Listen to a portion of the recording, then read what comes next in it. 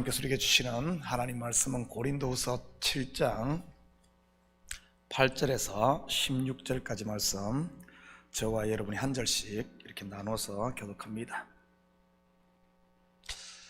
8절부터 그러므로 내가 편지로 너희를 근심하게 한 것을 후회하였으나 지금은 후회하지 아니함은 그 편지가 너희로 잠시만 근심하게 한 줄을 알미라.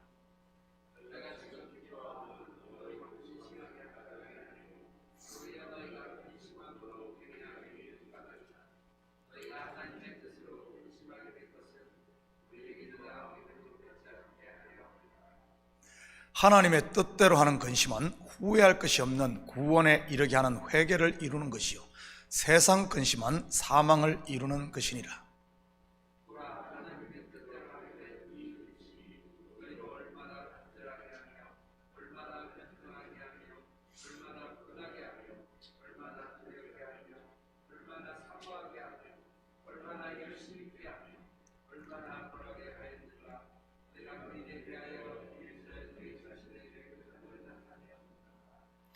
그런즉 내가 너희에게 쓰는 것은 그 불의를 행한 자를 위한 것도 아니요 그 불의를 당한 자를 위한 것도 아니요 오직 우리를 위한 너희의 간절함이 하나님 앞에서 너희에게 나타나게 하려 함이로라.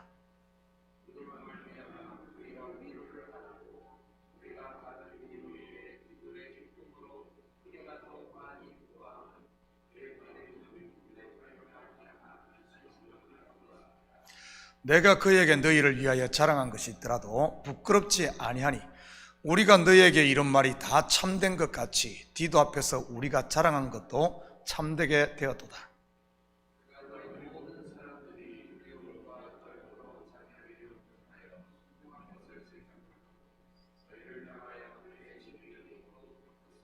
함께 읽겠습니다.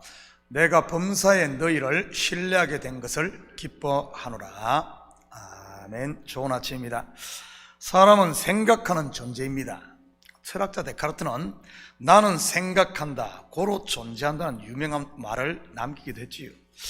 그런데 이러한 사고는 인간 속에 잠재있는 무한한 가능성을 자극하여 긍정적이고 발전적이기도 하지만 때로는 그 반대일 수도 있습니다. 여러분은 생각을 하면 행복해지는 긍정적인 이런 사고를 많이 합니까? 아니면 그 반대입니까? 우리가 소위 말하는 근심과 걱정 말이지요. 아무 생각 없이 사는 사람은 아마 없을 겁니다. 식물 인간을 제외하고는 말이지요. 그렇다면 어떻게 사고하는 것이 우리의 삶을 더욱 행복하게 하고 하나님을 기쁘시게 하는 것인지 본문을 통해 살펴보도록 하겠습니다. 8절입니다. 그러므로 내가 편지로 너희를 근심하게 한 것을 후회하였으나 지금은 후회하지 아니함은 그 편지가 너희로 잠시만 근심하게 한 줄을 알미라. 고린도 성도들을 근심케 했던 바울의 편지에 대해서는 대부분의 신학자들이 고린도전서일 것으로 생각을 합니다. 우리가 고린도전서를 공부해서 알다시피 그 편지에는 고린도 성도들의 허물들이 낱낱이 다 드러나 있습니다. 당을 만들어 분쟁했던 문제로부터 음행하고 소송하고 그리고 우상의 재물을 먹는 이런 문제들까지 말이지요. 만약 누가 여러분의 숨은 죄나 허물이 드러났을 때 바른 말을 하면 어떤 반응이 여러분 속에서 나올 것 같습니까? 대부분의 사람들은 일단 아니라고 발뺌부터 할 것이 틀림없습니다. 그 다음은 속에서 분노가 치밀어 오르고 화를 내겠지요. 그 다음은 머리를 싸매고 근심을 하며 어떻게 이 난국을 수습할까 아마 고민할 것입니다. 아니면 이를 갈며 어떻게 복수할까 이렇게 또 생각하는 사람도 있겠지요. 그런데 이러한 반응은 단순히 사람에게 훈계를 들었을 때만 그런 것은 아닌 것 같습니다. 하나님의 말씀이 우리에게 주어졌을 때도 마찬가지지요. 아담과 하와가 그랬고 가인이 그랬지 않습니까? 일단은 부정을 하고 다음으로는 화를 내고 그 다음에는 근심하게 되는 것 말이지요. 고린도 성도들도 바울의 편지로 인해 근심했을 뿐만 아니라 분노했습니다. 그런데 그 근심과 분노는 그들을 회개하게 이르게 합니다. 그 근심하면서 씨름했던 그 결과가 말이지요. 고린도 성도들이 어떻게 근심을 했길래 이렇게 회개에 이를 수 있었을까요? 10절 같이 봅니다. 하나님의 뜻대로 하는 근심은 후회할 것이 없는 구원에 이르게 하는 회개를 이루는 것이요, 세상 근심은 사망을 이루는 것이니라. 하나님의 뜻대로 하는 근심이 과연 무엇일까요? 이러한 근심은 구원에 이르는 회개를 이루니 100분이라도 해도 좋지 않겠습니까? 11절입니다. 보라, 하나님의 뜻대로 하게 된 이 근심이 너희로 얼마나 간절하게 하며 얼마나 변정하게 하며 얼마나 분하게 하며 얼마나 두렵게 하며 얼마나 사모하게 하며 얼마나 열심 있게 하며 얼마나 벌하게 하였는가. 너희가 그 일에 대하여 일체 너희 자신의 깨끗함을 나타내었느니라. 한마디로 자신을 돌아보며 자기의 묵은 이 마음밭을 갈아엎는 것이 바로 하나님의 뜻대로 하는 근심이라는 사실입니다. 이 하나님의 말씀이 쟁기가 되어 딱딱한 길가와 같은 나의 마음밭을 갈아엎음으로 내 마음이 간절하게 하고, 돌밭과 같은 마음을 갈아엎어 이 내 마음의 이 죄와 허물들을 미워하며 두렵게 하며 내 속에 있는 돌들을 골라내고, 가시밭과 같은 마음을 갈아엎어 가시덤불들을 다 걷어내므로 은혜의 빛이 다시 비치게 하므로 내 속에 열심을 회복하는 것 말이지.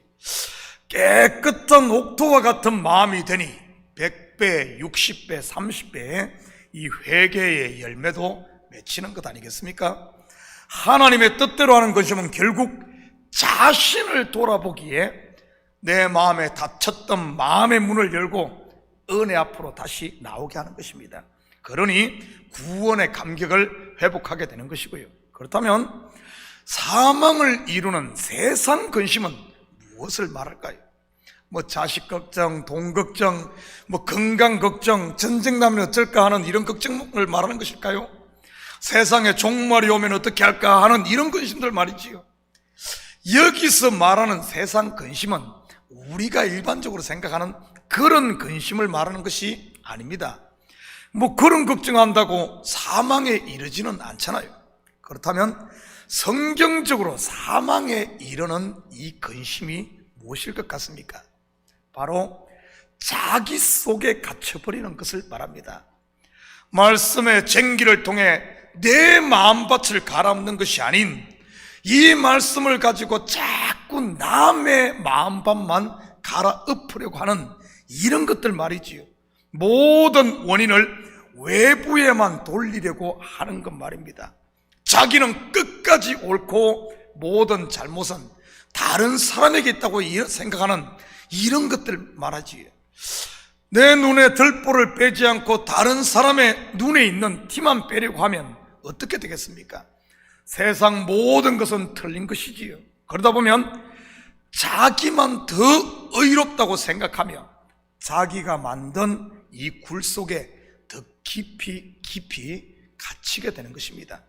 그러니 결국은 자기가 만든 감옥에 스스로 갇히는 것이고요. 우리 성경에 보면은 바리새인들, 서기관들, 유대인들, 제사장들 이런 사람들이 자기 의가 너무 강하기 때문에 결국에는 그것으로 인해 자기 속에 갇혀 독사의 자식이 되고 사망에 이르지 않습니까? 결국 어떤가 하면 자꾸 이 근심을 하는데 자기를 돌아보지 않고 자꾸 모든 것을 남에게서 찾으려고 하는 그것이 문제라는 겁니다. 이것이 바로 사망에 이르게 하는 세상 근심인 것이지. 여러분 스스로를 한번 돌아보시기 바랍니다. 혹시 말씀을 가지고 내 의를 포장하고 다른 사람의 허물을 찾아 정죄하고 있지는 않은지 말이지. 동성애도 죄요, 음란물이 난무하는 인터넷도 죄요, 폭력적인 게임도 죄요, 뭐도 죄요 하며 세상만 자꾸 정죄하고 탓하고 있지는 않은지 말이지. 헌금 설교를 듣고는 누가 헌금을 안 하나 눈에 불을 켜고 찾아다니지는 않습니까? 도둑질하지 마라 설교 들으면은 내 속에 있는 도둑질하는 나는 보지 못하고 누가 훔쳐가지 않나 다른 사람의 허물만 찾으려고 하지 않습니까? 물론 초신자일 때는 그럴 수 있습니다. 왜냐하면 진리를 바로 보지 못하고 겉의 것만 보이기 때문입니다. 이것을 율법적인 신앙이라고 하는 것이고요. 그런데 신앙의 나이가 먹었는데도 그것을 벗어버리지 못하고 계속 그곳에 주저앉아 내가 재판장의 자리에 앉아 있다면, 그러면서 모든 근심은 다 하고 막 이렇게 하는데, 그것이 바로 결국에 자기가 갇히는 사망에 이르는 근심이라는 것이지. 존 버넌이 쓴 철로 역정에도 보면 천성을 향해 가는 성도에게 끊임없이 이어지는 유혹이 바로 자꾸 중간에 주저앉아 머물게 하고 하려고 하는 이런 유혹임을 알 수가 있습니다. 마치 야곱이 하나님의 언약을 맺은 베들로 올라가지 않고 중간 지점인 세겜에 머물렀듯이 말이지요. 내 신앙은 매일 나를 갈아엎는 하나님의 뜻대로 하는 근심입니까? 아니면 사망에 이르게 하는 세상 근심만 하고 있습니까? 나의 마음문을 매일매일 열고 나오는 이런 회개에 이르는 근심을 합니까? 아니면 자기의만 주장하는 점점 더 깊은 자기 감옥에 갇히고 있습니까? 세상 근심만 하고 있다면 여러분, 이제 자리를 털고 일어날 때인 줄 믿습니다. 결국 하나님의 뜻대로 근심하며 자기를 갈아엎었던 고린도 성도들은 정결한 신부가 되어 있었던 것을 볼 수 있습니다. 12절입니다. 그런즉 내가 너희에게 쓴 것은 이 불의를 행한 자를 위한 것도 아니요, 그 불의를 당한 자를 위한 것도 아니요, 오직 우리를 위한 너희의 간절함이 하나님 앞에서 너희에게 나타나게 하려 함이로라. 성령의 감동으로 기록해 보낸 이 바울의 첫 번째 편지의 최종 목적은 고린도 성도들의 이 속사람을 하나님 앞에 세우는 것입니다. 이것은 지금 우리에게도 마찬가지입니다. 왜냐하면 바울이 고린도 교회에 보낸 편지는 하나님께서 저와 여러분에게 보낸 바로 언약의 말씀, 이 계시의 말씀이니까요. 때로는 하나님의 말씀이 우리에게 채찍으로 다가오기도 하고 때로는 당근처럼 위로로 다가오기도 합니다. 채찍이든 아니면 당근이든 결국 하나님의 말씀의 궁극적인 목적은 바로 저와 여러분이 율법 아래 종로로 닫은 우리의 이 겉사람을 훌훌 털어버리고 흠없고 티없는 우리 속에 있는 성령으로 거듭난 이 새 사람, 속사람을 하나님 앞에 세우는 것이 목적이라는 사실입니다. 바울은 로마서에서도 같은 말을 하고 있지요. 로마서 8장 28절입니다. 우리가 알거니와 하나님을 사랑하는 자 곧 그 뜻대로 부르심을 입은 자들에게는 모든 것이 합력하여 선을 이루느니라. 이 모든 것이 무엇이겠습니까? 바로 우리의 일상 가운데 일어나는 삶의 문제들 아니겠습니까? 때로는 그것이 채찍인 경우도 있고 아니면은 당근인 경우도 있지요. 그리고 선은 바로 우리를 향한 하나님의 뜻인 구원을 이루는 것이고요. 한 절만 더 봅니다. 13절입니다. 이로 말미암아 우리가 위로를 받았고 우리가 받은 위로 위에 디도의 기쁨으로 우리가 더욱 많이 기뻐하면 그의 마음이 너희 무리로 말미암아 안심함을 얻었음이라. 고린도 성도들의 회개는 바울을 대신해 그들을 이 고린도 교회를 방문한 디도를 기쁘게 했을 뿐만 아니라 디도로부터 또 고린도 교회의 소식을 들은 바울의 마음을 크게 기쁘게 했음을 볼 수가 있습니다. 마찬가지로 우리들 한 사람 한 사람이 하나님의 말씀을 통해 아니면 일상에서 만나는 이런 문제들을 통해 우리가 내 마음을 갈아엎고 주님 앞에 우리가 나올 때 그 말씀을 전했던 목회자나 아니면 교회 그리고 하나님 앞에 큰 기쁨이 된다는 사실입니다. 여러분 기억하십시오. 우리 속의 속사람이 이것이 어떤가 하면 속사람이 살아 역사할 때 성령의 열매가 맺히고 사람들을 기쁘시게 하고 하나님을 기쁘게 한다는 사실입니다. 우리의 속사람이 밖으로 나오지 못하고 점점 속으로 움켜려 이렇게 갇혀버리고 점점 내 그 사람만 포장하고 더 성을 쌓게 된다면 결국에는 열매 없는 인생이 되는 것이지요. 감사하게도 고린도 교회는 바울의 이 편지, 다시 말해 하나님의 말씀을 듣고 처음에는 근심으로 시작했는데 그 근심이 남을 탓하는 것이 아니라, 유대주의자들 탓하는, 교회 문제 일으키는 그들을 탓한 것이 아니라 자기 자신을 돌아보면서 자기를 갈아엎었기 때문에 이 결과가 모두의 기쁨이 되는 이런 결과를 가져온 사실을 보게 됩니다. 회개하고 구원에 이르게 된 것이지. 사랑하는 성도 여러분, 오늘 하루도 여러분 앞에 크고 작은 문제를 만날 때마다 먼저는 남을 탓하려는 이런 생각이 먼저 올 겁니다. 그렇지만은 그 사람의 생각에 속지 마시고 여러분 꼭 그걸 이기시기 바랍니다. 남을 탓하려는 육신의 생각이 일어날 때마다 그것 덥석 부여잡고 타협하는 순간 우리는 점점 이 뭡니까? 사망으로 향하는 거예요.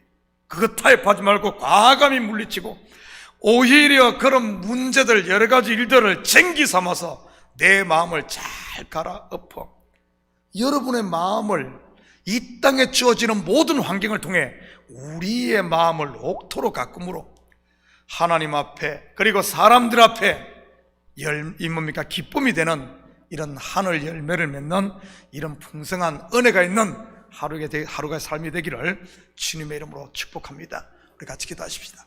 사랑의 아버지 하나님, 참으로 감사드립니다. 이 새벽도 저희들 깨우시고 또 주님 앞에 서게 하시니 참으로 감사를 드립니다. 혹시 우리 마음에 아버지 하나님 서운한 것이 있어, 아니면 근심이 있어, 이 근심과 모든 것들을 아버지 하나님 내 마음을 돌아보지 못하고 자꾸 남의 탓만 하며 내 마음에 아버지 하나님 속이 상하고 있지는 않습니까? 이 새벽 혹시 그런 문제들이 있다면 주님 이제는 그 눈을 돌려 아버지 하나님 내 마음을 갈아엎는 그런 역사가 있게 하시고, 그래야 내 속에 있는 돌도 골라내고 단단해진 길것밭도 갈아엎고 가시덩굴도 걷어내므로 말미암아 우리 속에 있는 속사람의 아버지 하나님 다시 기름을 부어 열심을 내고 아버지 하나님 주님을 향한 간절함이 더해지는 저희들 될수록 우리 주님 도와주시옵소서. 그래야 은혜의 빛 앞에 우리가 다시 서므로 아버지 하나님 은혜와 감사로 충만함으로 오늘 하루도 우리의 발걸음이 아버지 하나님 가볍고 승리하는 이런 복된 하루 되게 도와주시옵소서. 감사드리며 예수님의 이름으로 기도드립니다. 아멘.